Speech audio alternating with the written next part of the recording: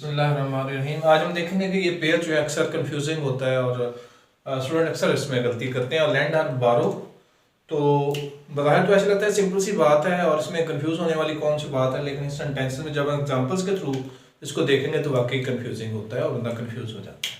तो लैंड का मतलब होता है टू गिव समबॉडी समथिंग, यानी आप किसी को कोई चीज़ दे रहे हैं, ठीक है ना, कि आप जो है you are lending your book to your friend, आप अपने दोस्त को किताबें दे रहे हैं।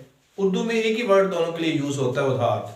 उधार देना और उधार लेना इस तरह यूज़ होता है। तो ऐसी लैंग्वेजेस जिनमें एक ही वर्ड दोनों के लिए यूज़ हो रहा होता है तो उसमें अक्सर जो है कंफ्यूजिंग बात हो जाती है। To lend means to give something somebody to something, और टू बारो का मतलब था to receive something from somebody, किसी से कोई चीज़ जो है वो ले लेना, बारो कर लेना।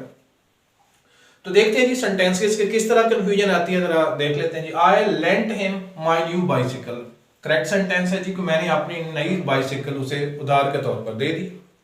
ठीक है जी कि आप ले लें जी, वो उसने बाइसिकल पे कहीं जाना था तो मैंने उसको अलाउ कर दिया। I borrowed him my new bicycle, ये करेक्ट सेंटेंस होगा कि बारो का मतलब तो रिसीव है, मैंने तो किसी से कोई साइकिल उधार नहीं ली बल्कि अपनी साइकिल दी। तो I lent him my new bicycle, borrowed नहीं यहाँ पे आएगा, तो लिहाजा यहाँ जो बारो का लफ्ज है ये गलत यूज हुआ यहाँ पे। सिंपल सी बात तो आ गई, लेकिन ये मामला इतना भी सिंपल नहीं है। चलें अगले सेंटेंस में चलते हैं। I went to the bank to borrow some money, बताइए कि मैं बैंक गया बारो करने के लिए कुछ मनी, या I went to the bank to lend some money, तो क्या ठीक होना चाहिए? करेक्ट सेंटेंस इसमें से कौन सा है कि I went to the bank to lend some money और I went to the bank to borrow some money? तो पहला सेंटेंस जो है ये करेक्ट है और ये इनकरेक्ट है कि वहां हम बारो करने जाते हैं, यानी उनसे कहते हैं आप हमें उधार दे दें, तो वो हमें उधार दे देते, तो वहां से हम वो जो उधार हमें वो देते हैं वो अमाउंट लेके आते हैं। वी आर रिसीविंग समथिंग, तो जहां रिसीविंग का चक्कर होगा तो वहां पे हम यूज करेंगे बारो, और जहां हम कुछ चीज दे रहे हैं गिविंग का चक्कर होगा वहां हम यूज करेंगे लैंड। उसके आखिरदार सेंटेंस के लिहाज से आप उसकी फॉर्म देख लेंगे कौन सी फॉर्म यूज होती है। चलेंगे और सिचुएशन को थोड़ा सा टफ करते हैं।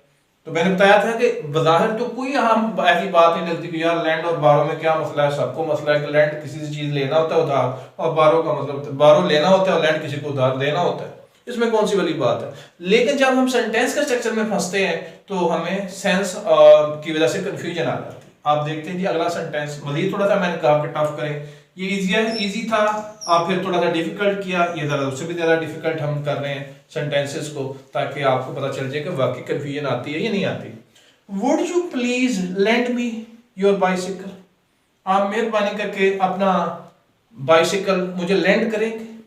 अब आप देखें मामला उल्टा हो गया है वुड यू प्लीज के स्ट्रक्चर के साथ।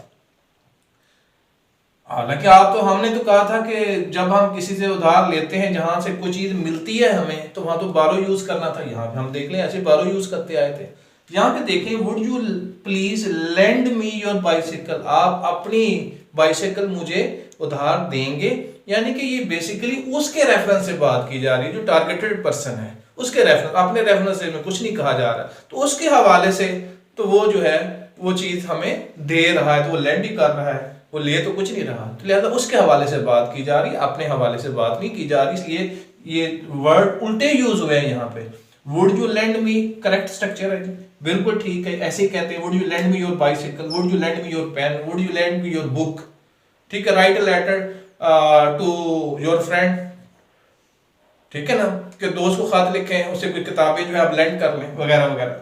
वुड यू प्लीज बारो मी योर बाइसिकल, क्या बारो करेंगे, उधार देंगे अपना बाइसिकल। तो बज़ाहिर आप साइकिल लेने वाले हैं, आप रिसीव कर रहे हैं। यहाँ हमने कहा था कि बारो का मतलब यह है जहां कोई चीज रिसीव हो तो बारो लगाएंगे। यहाँ हम बात ही अपने रेफरेंस से नहीं कर रहे, हम बात टारगेटेड पर्सन से जिससे हम कुछ मांग रहे हैं उसी के हवाले से बात कर रहे हैं। जब उसके हवाले से बात करेंगे तो लैंड करेक्ट स्ट्रक्चर होगा और बारो जो है फॉल्स स्ट्रक्चर होगा। तो लिहाजा आप देख लेंगे यहाँ मामला बिल्कुल इजी था, यहाँ के डिफिकल्ट हो गया और यहाँ के और कंफ्यूज्ड हो गया। तो लिहाजा इस तरीके से ये दोनों वर्ड कंफ्यूज करते हैं, इनको जरा अच्छे तरीके से याद रखने की जरूरत है। Thank you.